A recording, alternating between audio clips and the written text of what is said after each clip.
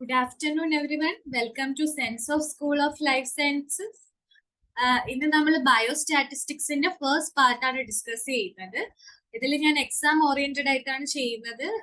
എല്ലാ പാർട്ടും ഡീറ്റെയിൽഡ് ആയിട്ട് ഡിസ്കസ് ചെയ്യുന്നില്ല.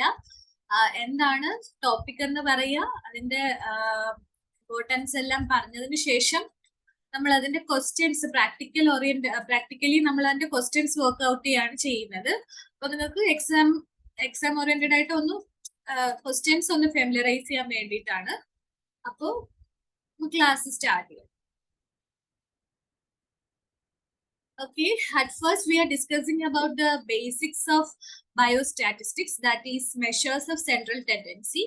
A measure of central tendency is a quick glimpse that describes a whole set of data with a single value and also represent the middle or center of its distribution. ഒരു data അതിന്റെ raw ഫോമിലോ frequency distribution മോഡലിലോ തന്നാൽ data analysis ചെയ്യാനുള്ള ഒരു best മെത്തേഡാണ് measures of central tendency എന്ന് പറയുന്നത്. അതിൽ മൂന്നെണ്ണമാണ് നമുക്ക് 3 ടൈപ്സ് ആണ് നമുക്ക് ഡിസ്കസ് ചെയ്യാനുള്ളത്: mean, median and mode. First we discuss about mean. Okay, let's look into what is arithmetic mean. Arithmetic mean is the most popular and well-known measure of central tendency, and it can be used in both discrete and continuous data. അപ്പോൾ നമുക്കറിയാം, നമ്മള് ചെറിയ class മുതലേ പഠിക്കുന്നതാണ് what is arithmetic mean. It is A form of measure of central tendency. അത് നമുക്ക് discrete ഫോമിലും use ചെയ്യാം, അതുപോലെ തന്നെ കണ്ടിന്യൂസ് ഫോമിലും യൂസ് ചെയ്യാം. The mean is equal to the sum of all the values in the data set divided by the number of values in the data set. So if we have n values, x1, x2, x3 up to xn, the sample mean usually is denoted by x bar. വേറൊന്നുമല്ല, മീൻ എങ്ങനെയാണ് calculate ചെയ്യുന്നത്? ഇപ്പൊ എത്ര values തന്നിട്ടുണ്ടോ അത്രയും വാല്യൂസിന്റെയും sum divided by total number of values of the data set. ഇങ്ങനെയാണ് നമ്മൾ പൊതുവെ ഒരു ആവറേജ് കാണുന്നത്. എങ്ങനെയാണ്? അതേപോലെയാണ് നമ്മൾ അരിത്തമാറ്റിക് മീൻ കാൽക്കുലേറ്റ് ചെയ്യുന്നത്. യൂഷ്വലി അതിന് നമ്മൾ എക്സ് ബാർ എന്നാണ് ഡിനോട്ട് ചെയ്യുന്നത്. Okay, mean of set of observation is obtained by summing up all observations and dividing total by the number of observation. അതാണ് ഞാനിപ്പോ പറഞ്ഞത്. ഓൾ ഒബ്സർവേഷൻസ് സം ചെയ്തിട്ട് number of observations കൊണ്ട് divide ചെയ്യാണ് ചെയ്യുന്നത്. The method of calculating mean for grouped or ungrouped data are different. Grouped ഡേറ്റയ്ക്കും ungrouped ഡേറ്റയ്ക്കും calculate ചെയ്യേണ്ട മെത്തേഡ് എന്ന് പറയുന്നത്, മീൻ കാൽക്കുലേറ്റ് ചെയ്യേണ്ട മെത്തേഡ് എന്ന് പറയുന്നത് ഡിഫറെന്റ് ആണ്. Okay, then will move into median. ഇത്രയും മനസ്സിലാക്കിയാൽ മതി മീനിനെ പറ്റി. നമുക്ക് അതിന് ബേസിക്സ് ആയിട്ടുള്ള ക്വസ്റ്റ്യൻസേ ചോദിക്കത്തുള്ളൂ. What is arithmetic mean? നമ്മൾ അടുത്ത് പഠിക്കാൻ പോകുന്നത് മീഡിയൻ എന്താണ്. Median is the value which occupies the middle position when all the observations are arranged in an ascending or descending order. അപ്പോ ഒരുപാട് ഒബ്സർവേഷൻസ് തന്നിട്ടുണ്ട്. ആ ഒബ്സർവേഷൻസ് അസെൻഡിങ് അല്ലെങ്കിൽ ഡിസെൻഡിങ് ഓർഡറിൽ നമ്മൾ അറേഞ്ച് ചെയ്തതിന് ശേഷം അതിന്റെ മിഡിൽ പൊസിഷനിലുള്ള വാല്യൂ കണ്ടുപിടിച്ച് അതിന്റെ സെൻട്രൽ ടെൻഡൻസി ഫൗണ്ട് ചെയ്യുകയാണെങ്കിൽ ആ ഒരു മെത്തേഡിനെയാണ് നമ്മൾ മീഡിയൻ എന്ന് പറയുന്നത്. It divides the frequency distribution exactly into 2 halves. Frequency ഡിസ്ട്രിബ്യൂഷനെ എക്സാക്ട്ലി 2 ഹാഫായിട്ട് ഡിവൈഡ് ചെയ്യാണ് മീഡിയന്റെ ജോബ് എന്ന് പറയുന്നത്. 50% of observations in distribution have the scores at or below the median. Hence, median is the 50th percentile. അതായത് നമ്മൾ ഒരു ഫുൾ ഡേറ്റ തന്നിട്ട് അതിന്റെ 50th percentile നമ്മൾ കണ്ടുപിടിക്കുക. അതായത് സെന്റർ പൊസിഷനിലുള്ള വാല്യൂ കണ്ടുപിടിക്കുന്നത് കൊണ്ട് നമ്മൾ മീഡിയന് 50th percentile എന്ന് പറയാറുണ്ട്. Median is known as the positional average. Positional average എന്നും നമ്മൾ മീഡിയനെ പറയാറുണ്ട്. Okay, first we discuss about the mean of ungrouped data. എങ്ങനെയാണ് ഒരു അൺഗ്രൂപ്ഡ് ഡേറ്റയുടെ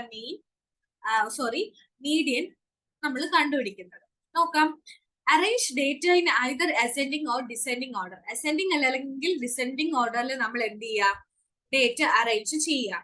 if number of observations is odd, the value of middlemost item is the median.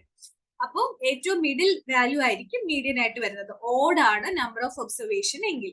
If the number is even, the arithmetic mean of two middle most term is taken as median. നടുക്ക് വരുന്ന centre പൊസിഷനിൽ വരുന്ന രണ്ട് values നമ്മൾ എടുത്തതിന് ശേഷം എന്ത് ചെയ്യുന്നു, അതിന്റെ ആവറേജ് എടുത്തിട്ടായിരിക്കും നമ്മൾ അതിന്റെ ആവറേജ് എടുത്തിട്ടായിരിക്കും നമ്മൾ മീഡിയൻ കാൽക്കുലേറ്റ് ചെയ്യുന്നത്.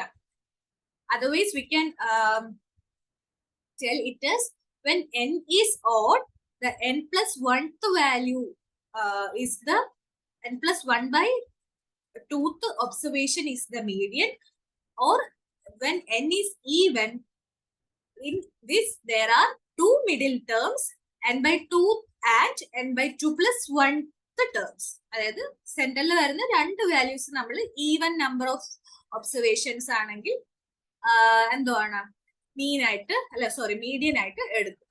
ഇത്രയേ ഉള്ളൂ, ഈസിയാണ്. Then comes the mode. Mode is defined as the value that occurs mostly frequently in the data. Some data sets do not have mode. Each value occurs only once.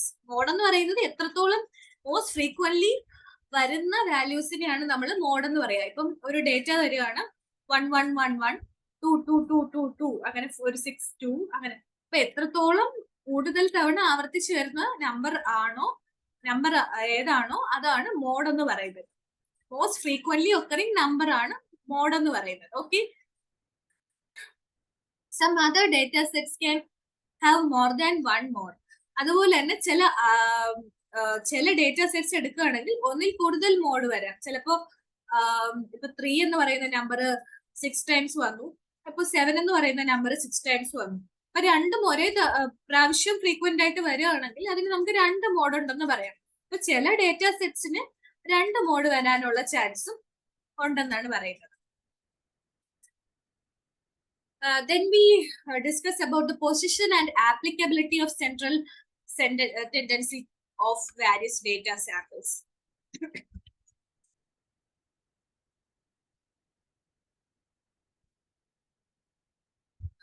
നോക്കിയേ, ഇപ്പൊ ഒരു value തന്നിട്ട് ഒരു graph തന്നിട്ട് symmetrical ആയിട്ടുള്ള ഒരു ഗ്രാഫാണ് നമുക്ക് സെൻട്രൽ ടെൻഡൻസിയെ ഇൻഡിക്കേറ്റ് ചെയ്യാനായിട്ട് തരുന്നതെങ്കിൽ, സിമെട്രിക്കൽ ആയിട്ടുള്ള ഗ്രാഫാണ് നമുക്ക് തരുന്നതെങ്കിൽ ഒബ്വിയസ്ലി ഡേറ്റ വരുന്നത് മോഡും മീനും മീഡിയനും ഈക്വൽ ആയിട്ട് വരുന്ന ഒരു ഡിസ്ട്രിബ്യൂഷനിൽ മാത്രമേ എപ്പോഴും നോർമൽ ഡിസ്ട്രിബ്യൂഷനിൽ വരുന്ന ഒരു ഗ്രാഫ് നമുക്ക് കിട്ടത്തുള്ളൂ. ഇനി ലെഫ്റ്റ് സൈഡിലോട്ട് സ്ക്യൂഡ് ആയിട്ടുള്ള ഒരു ഗ്രാഫാണ് നമുക്ക് കിട്ടുന്നതെങ്കിൽ അത് നമുക്ക് ഒരു നെഗറ്റീവ്ലി സ്ക്യൂഡ് കർവ് എന്ന് പറയാം. എങ്ങനെയായിരിക്കാം? ഒരു നെഗറ്റീവ്ലി സ്ക്യൂഡ് ഡേറ്റ ആണെങ്കിൽ മോഡ് ആയിരിക്കും ഏറ്റവും കൂടി നിൽക്കുന്നത്, മീഡിയൻ മീൻ അങ്ങനെ ആയിരിക്കും വരുന്നത്. ഇനി റൈറ്റ് സ്ക്യൂഡ് അല്ലെങ്കിൽ പോസിറ്റീവ്ലി സ്ക്യൂഡ് ഡിസ്ട്രിബ്യൂഷൻ ആണെങ്കിൽ മീൻ മീഡിയൻ മോഡ് അങ്ങനെ ആയിരിക്കും വരുന്നത്. ഒരു നോർമൽ ഡിസ്ട്രിബ്യൂഷൻ കർവ് ആണെങ്കിൽ mean equal to median equal to mode. വേറൊന്നും അല്ല ഇതിൽ പറയുന്നത്, നമ്മൾ മീനിനെയും മീഡിയനെയും മോഡിനെയും മൂന്ന് ഡിസ്ട്രിബ്യൂഷൻ മോഡിൽ നമ്മൾ എന്ത് ചെയ്യുന്നു, റെപ്രസെന്റ് ചെയ്യുന്നു. മീനും മീഡിയനും മോഡും ഈക്വൽ ആണെങ്കിൽ ഒരു നോർമൽ ഡിസ്ട്രിബ്യൂഷൻ കർവ് ആയിരിക്കും നമുക്ക് കിട്ടുന്നത്. ഇനി മോഡ് മീഡിയൻ മീൻ അങ്ങനെ വരികയാണെങ്കിൽ, മോഡ് കൂടി നിൽക്കുന്നു മീഡിയൻ മീൻ അങ്ങനെ വരികയാണെങ്കിൽ ഒരു ലെഫ്റ്റ് അല്ലെങ്കിൽ നെഗറ്റീവ്ലി സ്ക്യൂഡ് കർവ്, അതായത് ലെഫ്റ്റ് സൈഡിലോട്ട് സ്ക്യൂഡ് ആയിട്ടുള്ള ഒരു ഗ്രാഫ് ആയിരിക്കും നമുക്ക് കിട്ടുക. ഇനി റൈറ്റ് സൈഡിലോട്ട് സ്ക്യൂഡ് ആയിട്ടുള്ള ഒരു ഗ്രാഫാണ് നമുക്ക് കിട്ടുന്നതെങ്കിൽ here mean is more than median, median is more than mode അങ്ങനെ ആയിരിക്കും വരുന്നത്.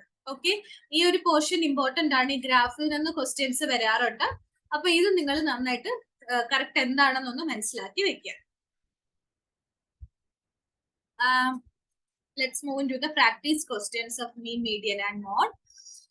First question, what is the most appropriate average to be used to compute the average rate of growth of population?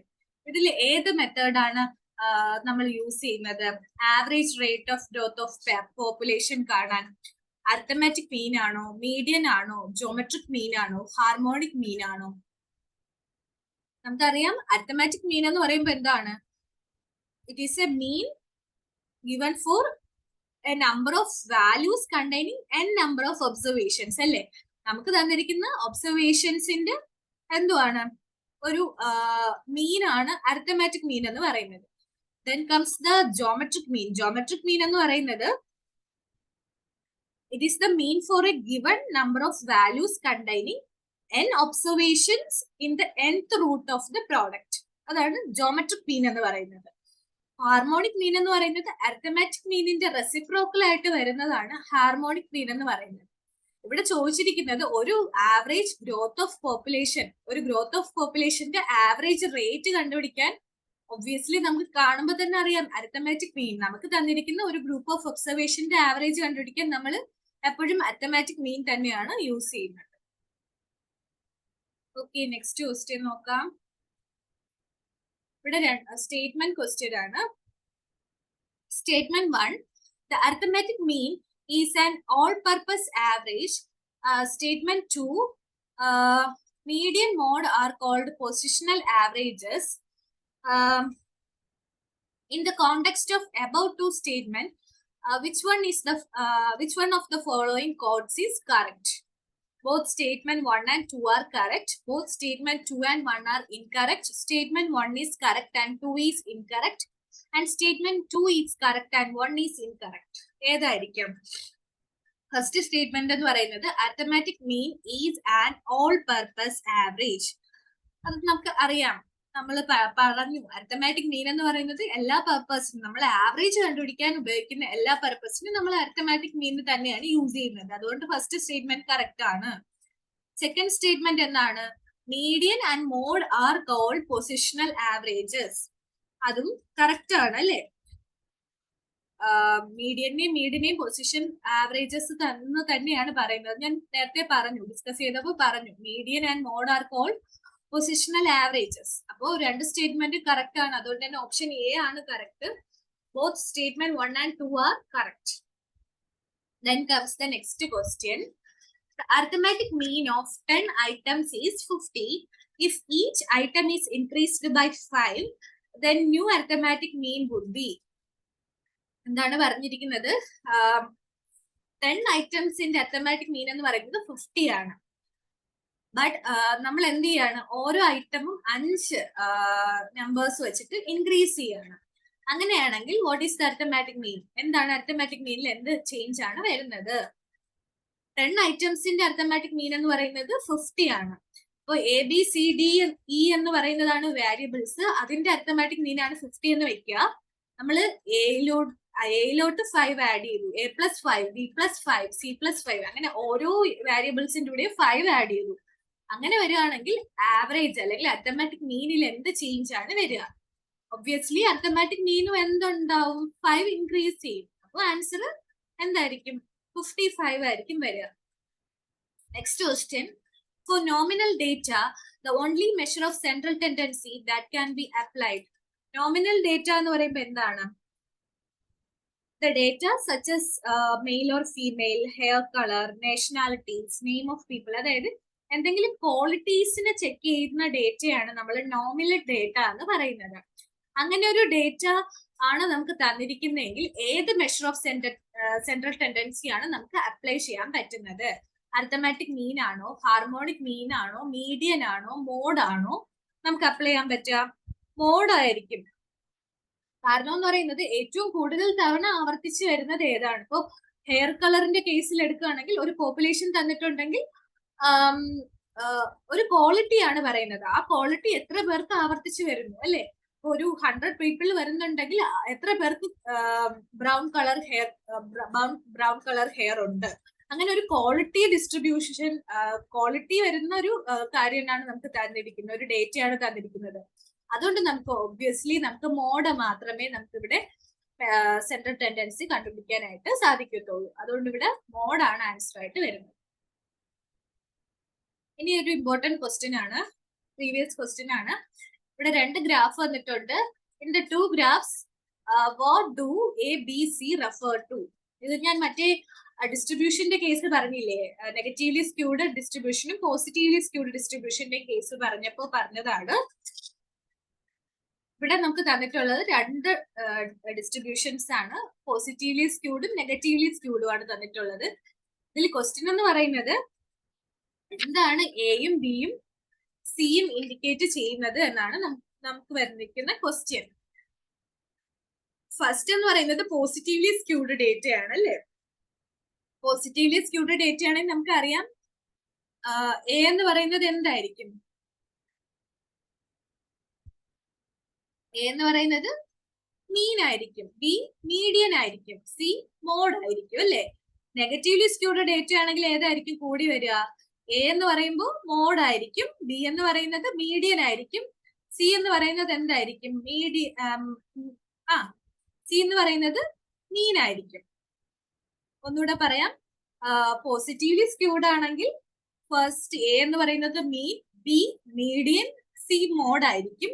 Negatively skewed ആണെങ്കിൽ ഏതായിരിക്കും കൂടി വരിക, mode, A mode, B median, C mean, അങ്ങനെയായിരിക്കും വരിക. അപ്പൊ ഇതിൽ ഏതാണ് കറക്റ്റ് ആയിട്ട് വരുന്ന ഓപ്ഷൻ എന്ന് നോക്കുക. A mean, B median, C mode. A mean, ഇനി ഉണ്ട് ക്വസ്റ്റ്യന്റെ ബാക്കി ഇപ്പുറത്തുണ്ട്, ഈ സ്ലൈഡ്സിലാണ്. Following are statement to depict the relationship among the measures of central tendency in a skewed data. In positively skewed data sets, mean, median, mode. In positively skewed data set, mode, median, mean. അപ്പോൾ option A ആണ് correct ആയിട്ട് വരിക. Positively skewed data സെറ്റിൽ mean, median, mode എന്നാണ് വരുന്നത്. ഇനി negatively skewed data സെറ്റിലോ option D ആണ് കറക്റ്റ് അല്ലേ, മോഡ്, മീഡിയൻ, മീൻ. അപ്പോ ഇതിൽ സ്റ്റേറ്റ്മെന്റ് എ ആൻഡ് ഡി ആണ് കറക്റ്റ് ആയിട്ട് വരിക. അപ്പൊ ഓപ്ഷൻ ഡി ആണ് കറക്റ്റ് ആയിട്ട് വരിക. ഓക്കെ, ഡൗട്ട് ഇല്ലാന്ന് വിശ്വസിക്കുന്നു. നെക്സ്റ്റ് ക്വസ്റ്റ്യൻ എന്ന് പറയുന്നത്, a female fiddler crab prefer male fiddler crab with larger claws over males with smaller claws if the selection pressure exerted is strong resulted in a skewed distribution of claws size.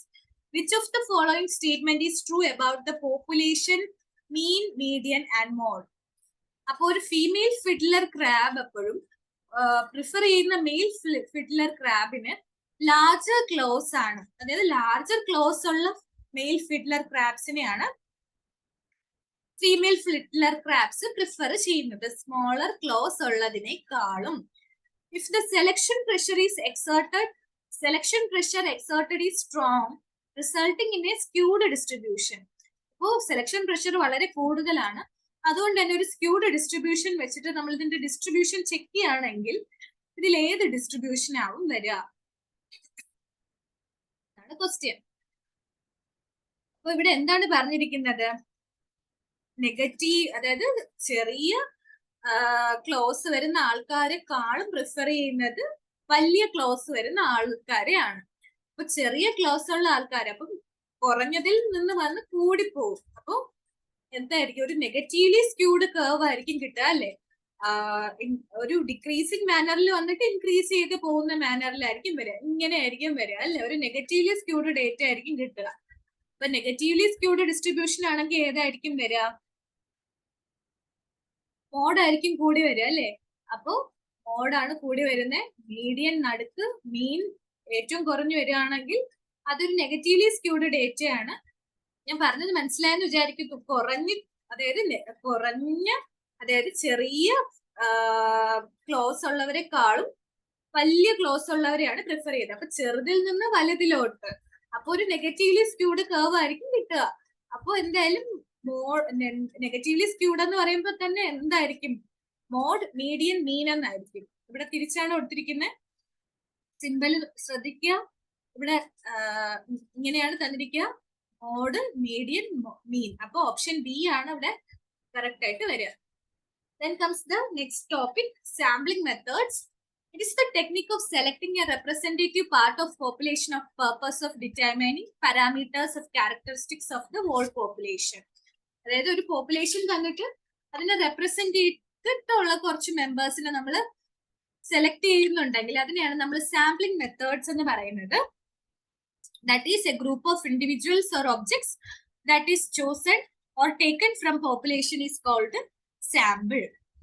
For example, if you want to study a socio-economic status of fishermen in Kolkata, 1,00,000 is the population of fishermen in Kolkata under the study. അതായത് ഇപ്പൊ കൊൽക്കട്ടയിലുള്ള socio economic status, ഫിഷർമാൻസിന്റെ socio economic status ആണ് നമ്മൾ study ചെയ്യാൻ പോകുന്നതെങ്കിൽ 1,00,000 പേരുണ്ടെങ്കിൽ 1,00,000 പേരുടെയും നമ്മൾക്ക് സ്റ്റഡി ചെയ്യാൻ പറ്റത്തില്ല. അപ്പൊ ആ ഹോൾ പോപ്പുലേഷനിൽ കുറച്ച് മെമ്പേഴ്സിനെ സെലക്ട് ചെയ്തിട്ടായിരിക്കും സ്റ്റഡി ചെയ്യുന്നത്. അങ്ങനെ സെലക്ട് ചെയ്തിരുന്ന ആൾക്കാരെയാണ് നമ്മൾ പോപ്പുലേഷനിലെ സാമ്പിൾസ് എന്ന് പറയുന്നത്. ഓക്കെ, ഇനി പലതരത്തിലുള്ള സാമ്പിളിംഗ് മെത്തേഡ്സ് ഉണ്ട്. For example random sampling, stratified sampling, systematic sampling, non random sampling and capture recapture sampling. Random sampling എന്ന് പറയുന്നത് ഒരു റെപ്രസെന്റേറ്റീവ് സാമ്പിൾ പോപ്പുലേഷൻ എടുത്തിട്ട് ഓരോ മെമ്പേഴ്സിനും ഈക്വൽ ചാൻസ് കൊടുക്കുകയാണെങ്കിൽ അതിനെയാണ് നമ്മൾ റാൻഡം പോപ്പുലേഷൻ എന്ന് പറയുക. അതിന്റെ എക്സാമ്പിൾസ് നോക്കിക്കോളുക. ഇനി ഒരു സ്ട്രാറ്റിഫൈഡ് സാമ്പിളിംഗ് എന്ന് പറയുമ്പോൾ നമ്മൾ ഒരു പോപ്പുലേഷൻ എടുത്തിട്ട് അതിനെ കുറച്ച് സ്മോൾ ഗ്രൂപ്പ്സ് അല്ലെങ്കിൽ സ്ട്രാറ്റാസ് ആയിട്ട് ഡിവൈഡ് ചെയ്തിട്ട് ഓരോ സ്ട്രാറ്റാസിൽ നിന്നും നമ്മൾ റെപ്രസെന്റേറ്റീവ്സ് ആയിട്ടുള്ള സാമ്പിൾസ് സെലക്ട് ചെയ്യുകയാണെങ്കിൽ അതിനെയാണ് സ്ട്രാറ്റിഫൈഡ് സാമ്പിളിംഗ് എന്ന് പറയുന്നത്. ഇനി സിസ്റ്റമാറ്റിക് സാമ്പിൾ എന്ന് പറയുമ്പോൾ നമ്മൾ എന്താണ്, ഈച്ച് ആൻഡ് എവറി മെമ്പേഴ്സിന്റെ population is given a number. ഓരോ മെമ്പേഴ്സിനും ഓരോ നമ്പർ കൊടുത്തിട്ട് ആ നമ്പേഴ്സ് നമ്മളിങ്ങനെ എന്ത് ചെയ്യുക, റാൻഡം ആയിട്ട് ഓരോരുത്തരെ നമ്മൾ സെലക്ട് ചെയ്യുക. ഇപ്പൊ ABCD എന്നുണ്ടെങ്കിൽ നമ്മളിപ്പോ കണ്ണടച്ചിട്ട് എടുക്കുന്നില്ലേ, അതേപോലെ നമ്മൾ റാൻഡം ആയിട്ട് ഓരോരുത്തരെ ഓരോ ഇന്റർവെൽ അനുസരിച്ചിട്ട് സെലക്ട് ചെയ്യുന്നു. അതിനെയാണ് നമ്മൾ സിസ്റ്റമാറ്റിക് സാമ്പിളിംഗ് എന്ന് പറയുന്നത്. ഇനി നോൺ റാൻഡം സാമ്പിളിംഗ് എന്ന് പറയുന്നത് നമ്മുടെ കൺവീനിയൻസ് അനുസരിച്ചിട്ടുള്ള നമുക്ക് കളക്ഷന് ഈസിനെസ് തരുന്ന ഒരു സാമ്പിളിംഗ് ആണ്. ഇപ്പൊ വോളണ്ടിയേഴ്സ് ഡേറ്റ കളക്ട് ചെയ്യുക, അതൊക്കെയാണ് നോൺ റാൻഡം സാമ്പിളിംഗിൽ വരിക. ക്യാപ്ചർ റീക്യാപ്ചർ എന്ന് പറയുമ്പോൾ എന്താണ്, collecting sample from one location at different points. ഒരു ലൊക്കേഷനിൽ തന്നെ പല ഇൻഡിവിജ്വൽസിൽ നിന്ന് നമ്മൾ ഡേറ്റ കളക്ട് ചെയ്യുന്നു. പോപ്പുലേഷൻ സൈസ് കൂടിയ സാഹചര്യത്തിലാണ് നമ്മൾ ഈ ഒരു സാമ്പിളിംഗ് മെത്തേഡ് സ്വീകരിക്കുന്നത്. അപ്പൊ നിങ്ങൾ ഈ സാമ്പിളിംഗ് മെത്തേഡ്സ് ഒന്ന് വായിക്കുക, അതിന്റെ എക്സാമ്പിൾസും കൂടെ ഒന്ന് നോക്കി വെക്കുക. ഇതാണ് ഇതിൽ ചെയ്യേണ്ടത് കേട്ടോ.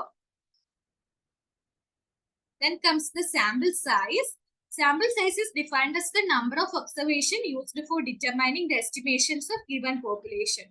ഒരു given population എടുക്കുമ്പോൾ നമ്മൾ അതിൽ എത്ര സാമ്പിൾസ് ആണ് നമ്മൾ ഒരു ഒബ്സർവേഷൻ കംപ്ലീറ്റ് ചെയ്യാൻ വേണ്ടി സെലക്ട് ചെയ്യുന്നത്, അതിനെയാണ് നമ്മൾ സാമ്പിൾ സൈസ് എന്ന് പറയുന്നത്. ഒരു സാമ്പിൾ സൈസ് എന്ന് പറയുമ്പോൾ പോപ്പുലേഷന്റെ സൈസ് അനുസരിച്ച് സാമ്പിൾ സൈസും വാരി ചെയ്യും. ഒരു സ്മോൾ സാമ്പിൾ ആണെങ്കിൽ അതിന്റെ സൈസ് എന്ന് പറയുന്നത് ലെസ് ദാൻ 30 ആയിരിക്കും. ലാർജ് സാമ്പിൾ എന്ന് പറയുമ്പോൾ മോർ ദാൻ 30 ആയിരിക്കും ലാർജർ സാമ്പിൾ എന്ന് പറയുന്നത്. Then comes the sampling error. It is the amount of inaccuracy of estimating some value which occurs due to considering a small section of population and called sample. ഒരു sample select ചെയ്യുന്ന ടൈമിൽ നമുക്ക് ഉണ്ടാവുന്ന bias അല്ലെങ്കിൽ എറേഴ്സിനെയാണ് നമ്മൾ sampling error എന്ന് പറയുന്നത്. നമ്മൾ സാമ്പിളിംഗ് എറർ കാൽക്കുലേറ്റ് ചെയ്യുന്നത് 1/√n into 10 അങ്ങനെയാണ് നമ്മൾ ചെയ്യുക. n എന്ന് പറയുന്നത് സാമ്പിൾ സൈസ് ആണ്. ഈ ഫോർമുലാസ് ഒക്കെ ഒന്ന് മനസ്സിലാക്കി വെച്ചിരിക്കുക. Then comes the practice questioning of sampling.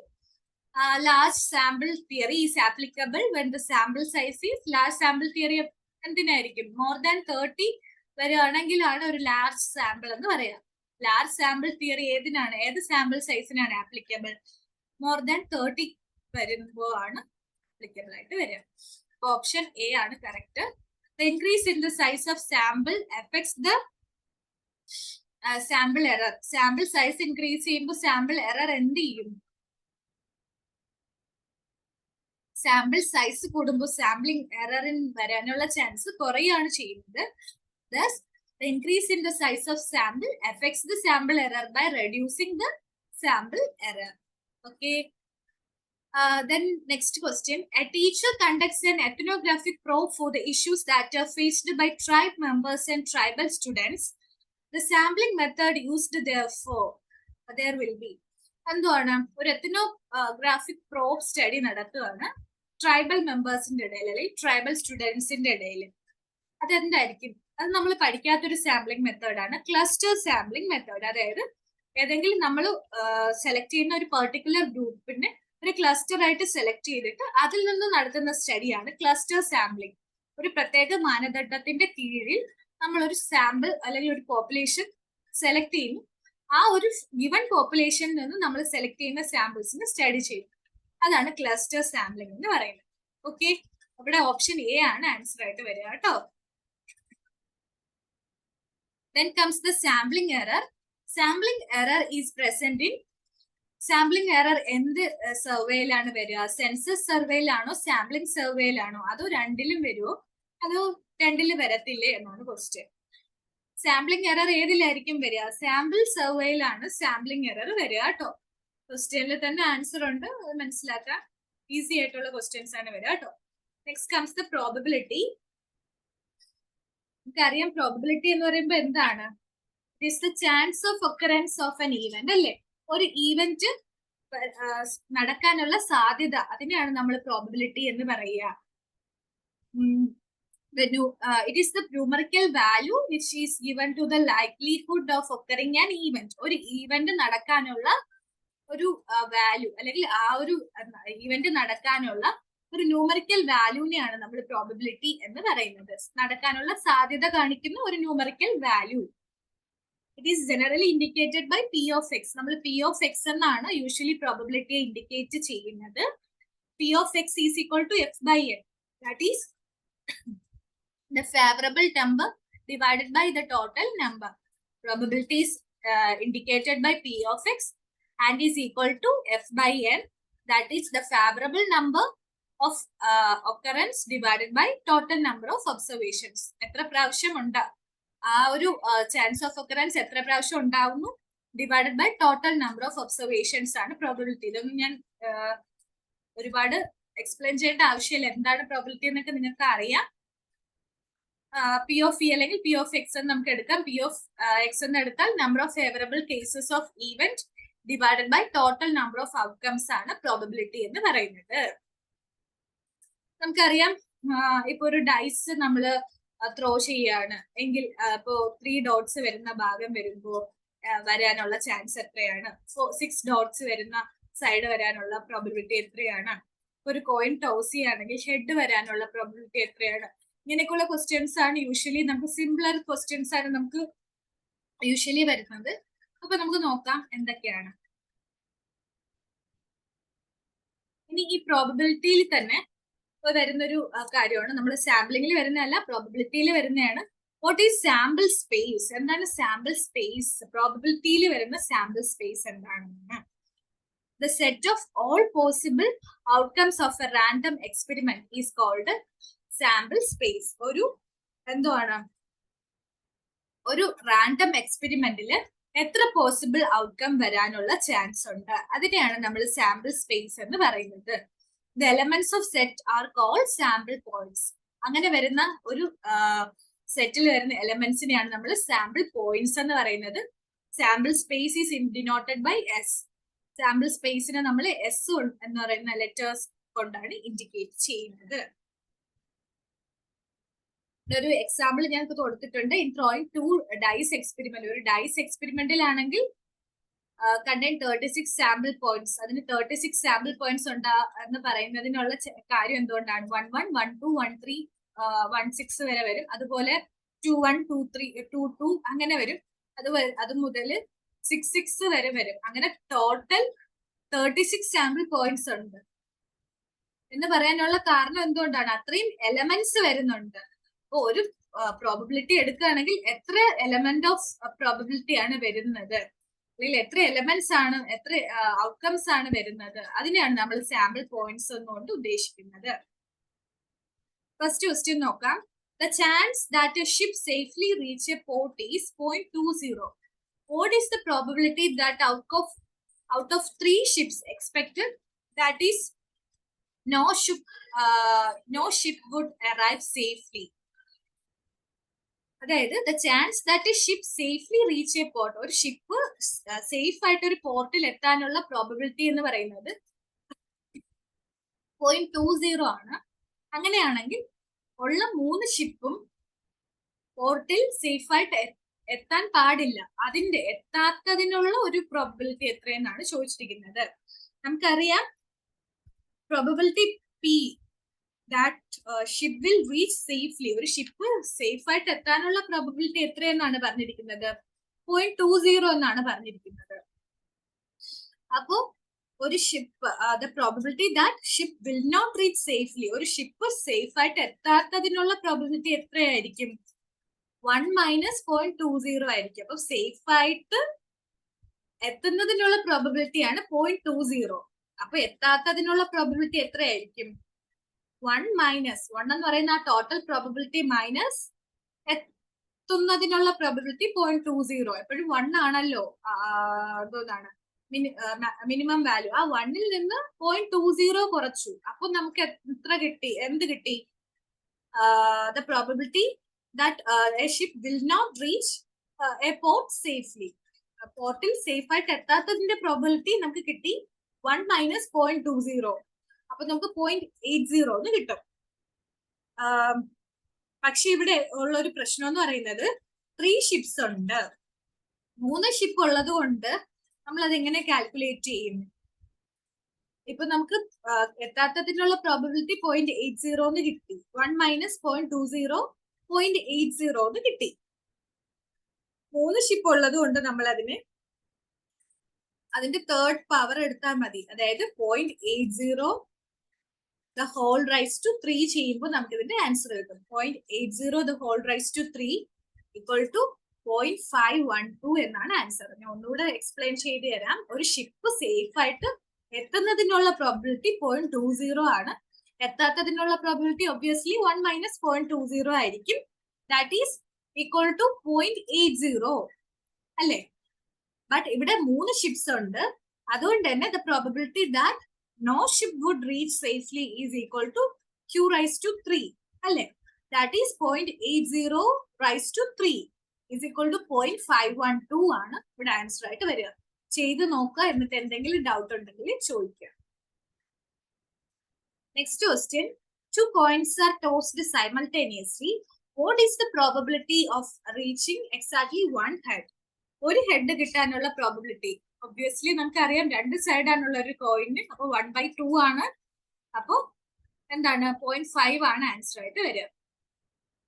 Option 2 ആണ് ആൻസർ ആയിട്ട് വരുന്നത് കേട്ടോ. അപ്പോ ക്ലാസ് എല്ലാവർക്കും മനസ്സിലായി, അണ്ടർസ്റ്റുഡ് ആണ്, എല്ലാവർക്കും യൂസ്ഫുൾ ആയെന്ന് വിശ്വസിക്കുന്നു. എല്ലാവർക്കും എന്റെ ക്ലാസ് ഇഷ്ടപ്പെട്ടു, മനസ്സിലായി എന്നുണ്ടെങ്കിൽ please like my video. Please comment, subscribe and share the videos. Thank you all. അടുത്ത ക്ലാസ്സിൽ കാണാം. താങ്ക് യു കേട്ടോ.